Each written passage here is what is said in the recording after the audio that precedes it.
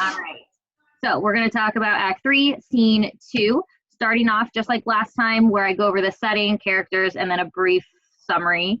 So this took place on another part of the island from where we last left off with Miranda, Ferdinand, and Prospero.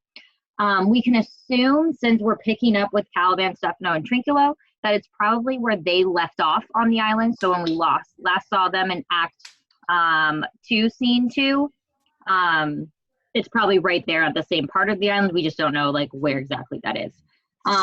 Like I said, Caliban, Trinculo, and Stefano are having a very interesting conversation, and it's all focused around Prospero. So I'm going to read to you the summary. So it says, this scene begins in the middle of a conversation between Caliban, Trinculo, and Stefano. Stefano is trying to get Caliban to drink more because he's already drunk, which is where we left off last time. But according to Trinculo, Stefano and Caliban are both too drunk to do anything, which he comments on in lines 7 to 8 and then 17 to 18. Caliban then states that he will not serve Trinculo because he's not as brave as Stefano, and that's said in line 21 to 22. So that's when we officially know he's not following Trinculo. He doesn't want to serve Trinculo. He only wants to follow and serve Stefano. So make sure you have that clear, that he's not serving both of them, just the one. Trinculo and Caliban then get into a confrontation, which leads into Caliban explaining his situation with Prospero in lines 38 to 40.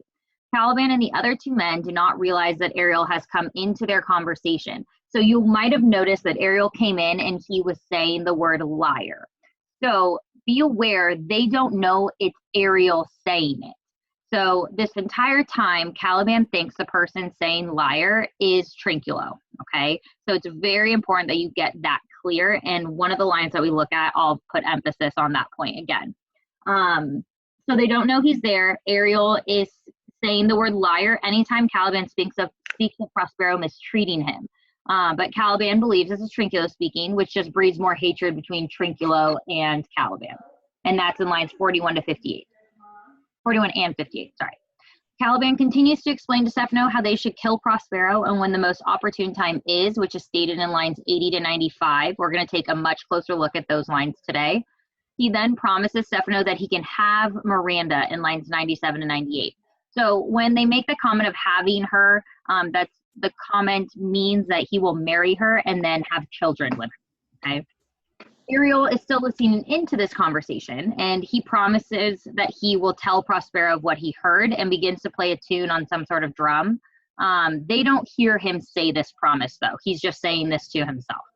Trinculo and Stefano are afraid of hearing this sudden music, which leads Caliban to explain that there's nothing to be afraid of. There's always strange sounds on this island, and that happens between lines 115 and 135. And then the scene ends with them being led by Caliban to kill Prospero and take Miranda, okay? Do we have any questions about anything that took place during this scene that you'd like me to go over a little bit more or re-explain? If you feel good, put a thumbs up on your screen or... So for what Ariel is saying, did Ariel just become one of them? No. So the way it's portrayed is that he's there as like an invisible spirit and just whispering it into their ears. Okay, so he just like he didn't be shapeshift. He just decided to say something. No, not that it's made clear of. No, we can assume because he's some weird spirit thing that he probably was just there invisible. Okay. Yeah. And can you re-explain like what like who's serving who or like I will serve you? Yes. Okay, so in lines, if everyone flips to page 560 in your text, and about lines 21 and 22. So this is Caliban says, how does thy honor? Let me lick thy shoe. I'll not serve him. He's not valiant. So when Caliban says that, the him that he's referring to is Trinculo. He will not serve Trinculo because he's not valiant, okay? So he's only willing to serve Stefano. Does that make sense, Jomo? Yeah, that makes sense. Okay. Was Stefano or Trinculo saying they wouldn't serve anyone or they only serve someone? They weren't talking about anything like that. It was only okay. talking about serving. All right, cool. Good questions. Any other clarifying questions for the scene or what's going on? Or do we feel good about this? No, I Again, feel fine about this. feel good. Okay. Thumbs up if we feel good about this scene so I can move forward. All right, beautiful. Okay, so we're gonna get into the actual characters. So last time when we did this, I had you go through and highlight, underline, bracket, write down, depending on what type of textbook you have available to you and what type of writing utensil you have available to you. So we're gonna go through that same process, starting with Caliban. So we first saw Caliban in Act 1, Scene 2. We know him to be pretty bitter and angry, particularly towards Prospero. So we're going to see, or we already saw, but we'll take a closer look at how that plays out now that this scene has happened. So I want you to go through and either underline, highlight, bracket, whatever, these 3 chunks of lines, okay? So we have the first chunk, which is 42 to 44. We have the second is 80 to 96. And the last one is just a single line of line 108. It kind of goes into 109 too, the last word on 109. Once you highlight, underline, bracket, whichever, go ahead and write the brief summary next to that. And I'm going to be calling on 3 people to share what each section means. And I'll talk about briefly why they're significant. Okay. I'm going to give you about 1.5 minutes starting right now to go through and do that. Okay.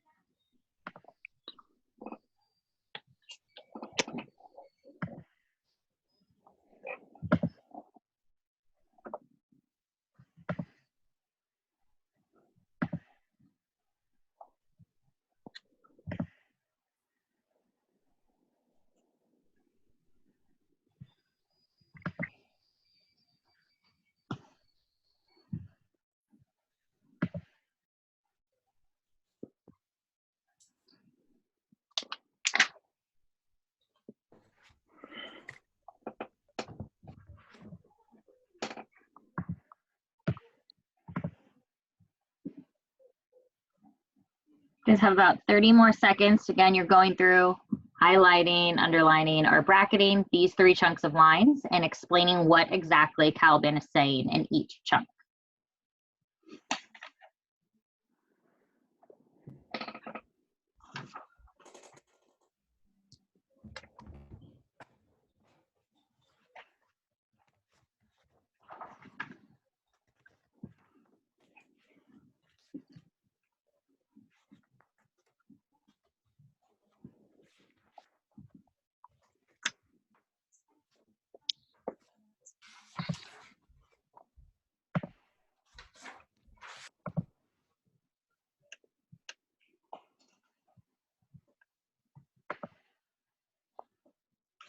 All right, let's talk about these, starting with lines 42 to 44.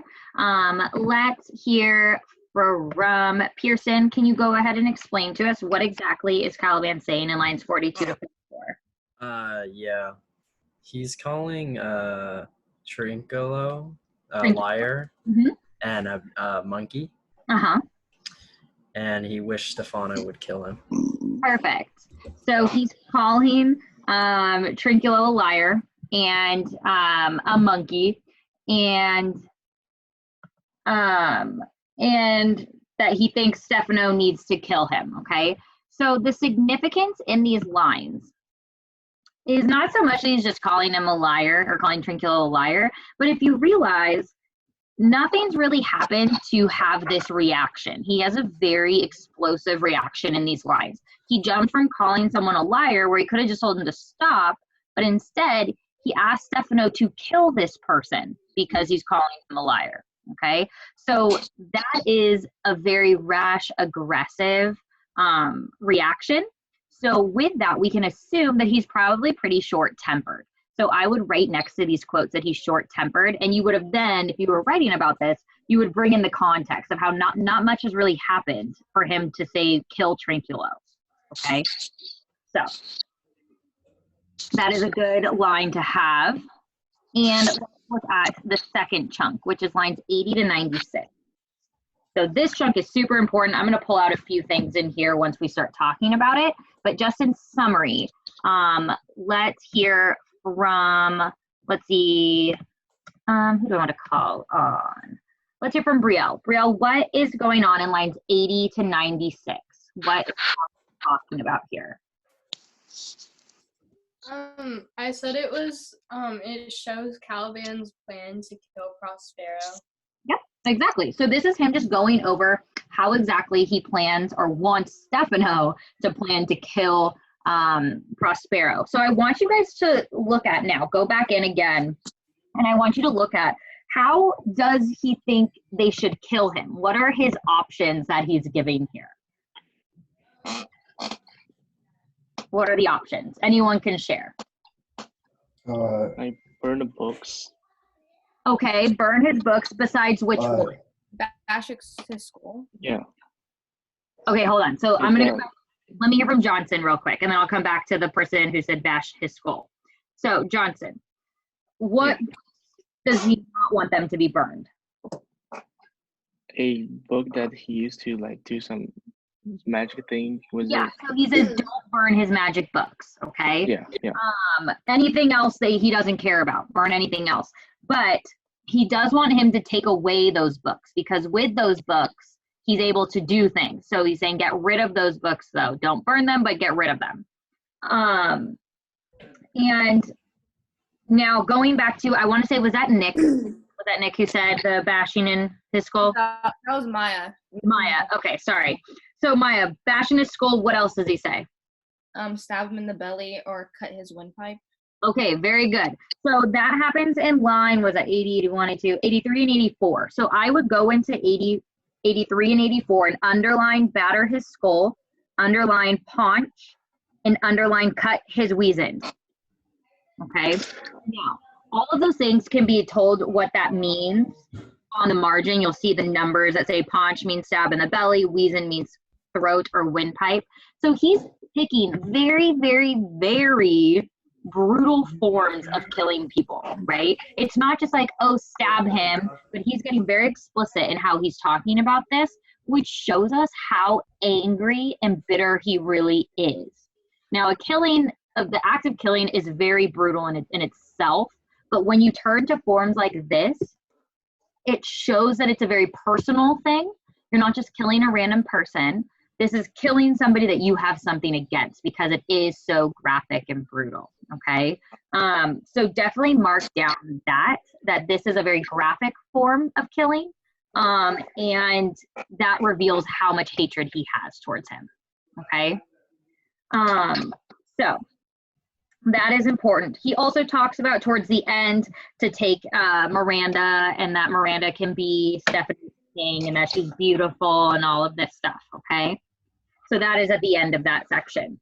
Now let's look at the last chunk of lines for Caliban, which is going to be line 108. So what is he saying in line 108? Let's hear from Emily.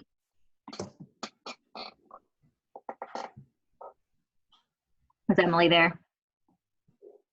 Oh, there she is. I was on mute. I'm sorry. Oh, I thought I was still okay. talking. That's okay. So basically, he was saying that he's like really thankful for Stefano, and he's like, "I'm gonna worship you and everything because you're gonna kill him, and like I trust you and everything."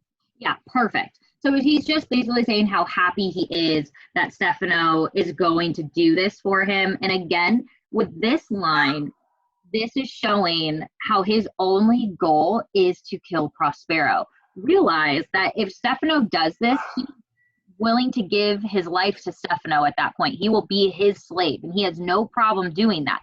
So the issue is not that he's enslaved to someone, it's who he's enslaved to. So this line shows us that he is going to be very happy just not being enslaved to Prospero anymore, okay? So his goal is to kill Prospero. That is the point of that line, okay? Okay, good. So are there any questions about Caliban that I can answer for you guys? If you're good, thumbs up emoji or a thumbs up in your video. Okay, beautiful, good. Okay, we're gonna move on to Stefano. So Stefano we first saw in Act 2, Scene 2. We do not know much about him other than the fact that he was extremely drunk when we first met him. I want you guys to look at lines 99 to 101 and go ahead and bracket that or highlight that interpret what he's saying, and then I'll talk to you guys about the significance of that line. Give you about 40 seconds. It's just one thing that you guys are doing.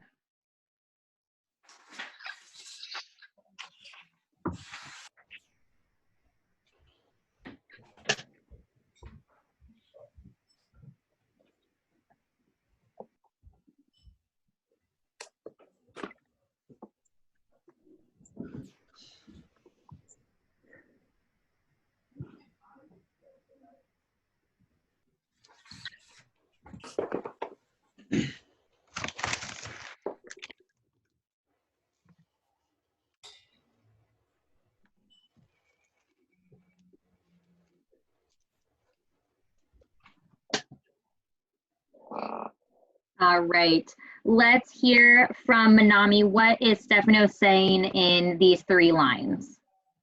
Stefano, he's kind of saying that, like, I'm going to kill Prospero, and Uh-huh. then him and Miranda are going to be the king and queen of the island. Mm-hmm. And then he's, like, asking Prospero if he agrees with it, and if he wants to, like, join in on their plan.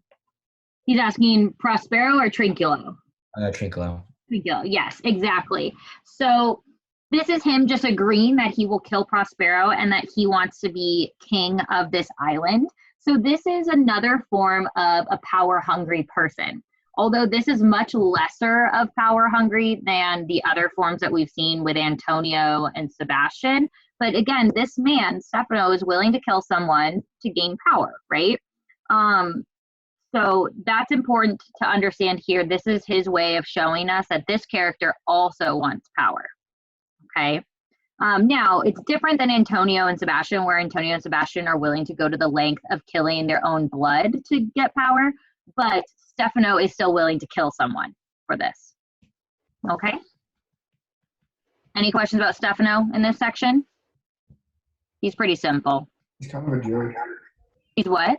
Kind of a jerk. A little bit, a little jerky, yeah. All right, our last character that we're gonna look at is Trinculo. So again, we don't know really anything about Trinculo other than the fact that he was kept around as the entertainer for the people on the boat before it crashed. So I want you guys to look at line 28 and underline, bracket, whichever, that line. Technically it goes on to 29 as well, where it says the word natural, and explain what is he saying in this, and I'll talk about the significance of this quote. I'm only gonna give you about 30 seconds for this one. These condos. Yes, sir. Throughout the entire act, is Stefano drunk the entire time? Yep. Okay, thank you. Yep.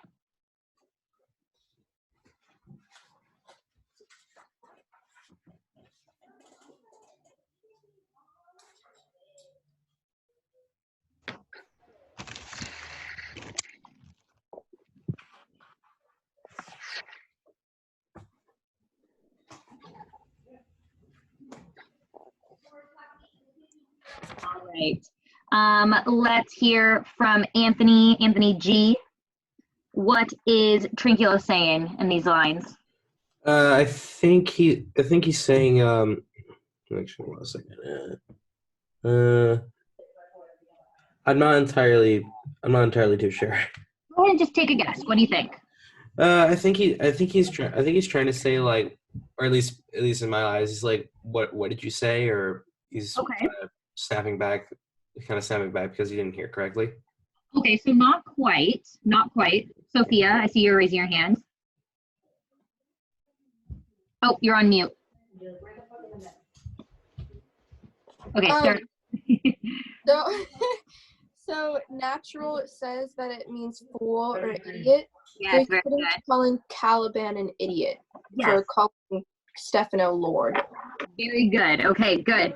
So definitely make sure you guys are paying attention to what the words mean in the margin. It gives you that anytime there's that little number next to a word, that word is defined in context on that margin. So that a monster, he's been referencing Caliban as a monster this entire time. So that's why we know that monster is referring to Caliban. And he's just repeating how he called him Lord, right? And he goes, Lord, seriously? A monster would, or Caliban seriously calling him that? Like, what an idiot. So the point of Trinculo, and this line encompasses the entire point of Trinculo throughout this entire play. He's just meant to comment on how ridiculous these two guys are, and how drunk Stefano is and how idiotic Caliban is. That is his job this entire time. He's like what a normal person would react to. Yeah, he's kind of like that normal voice in all of this, right? Because he's just observing this, like, these guys are crazy. Like, what is going on here? Even though he's actually drunk himself, and he does say that, he's still that kind of like voice of normalcy. Yeah. Okay. And that's his role in this play. Makes us laugh a little bit because he's saying everything that we're thinking. All right. So those are our three characters from this scene. I'm going to talk to you guys briefly about the significance of this scene. And this is the type of question, again, that you would get on a quiz.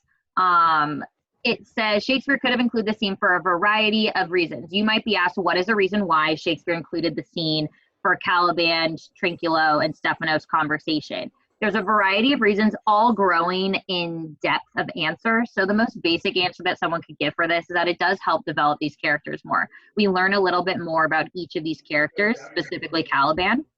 A little bit more complex of an answer is talking about how this makes the subplot more clear to us, bringing in that term of subplot or minor plot within this overarching play. So that's a key thing. But really the big thing that you would want to touch on if you were asked this question and you had to explain this is that it's developing the topic of revenge or forgiveness. So I'm just going to read right what I wrote on here. It shows another character's perspective on Prospero, that character being Caliban. This is a form of indirect characterization. So when we talked about the effect on others that E instill, this scene is an example of that. It allows us to see that Prospero is not the only one who's being wrong or being wronged. And in fact, he's been wronging someone for quite some time. It prompts the question for the audience, can Prospero actually be justified in wanting revenge against somebody who hurt him when he's done the exact same thing to someone else? So previously, when we talked about the topic of revenge, was when Antonio was brought into this play and he was conversing with Sebastian about how he's not remorseful. And that makes us feel pity for Prospero and make us feel like, yeah, he's justified in this. His brother doesn't care that he almost killed him. He doesn't care about anything. He should get revenge. But now we're seeing a little bit more through this effect on Caliban, how Caliban's been tortured over the years, and now he wants revenge on Prospero. So it's making us think, well, can Prospero actually get revenge and be justified in that when he's doing the exact same thing to someone else? So the purpose of the scene is to make us start questioning things so we can start figuring out what exactly is Shakespeare trying to teach us about this topic of revenge. Does that make sense? I know it's a lot, but I'm recording this, so you can always go back in and listen to that exact explanation again, okay? So that really is all I have for you about this scene. Do you guys want me to clarify anything from this scene or anything that's happened up until this point? Or are you guys feeling confident about this? Good. Good? Yep, pretty good. Okay. Okay. Perfect. Okay, wonderful. So I'm going to show you guys our lesson plan one more time so I can go. Actually, I never even showed it to you to begin with. I'm going to stop sharing this.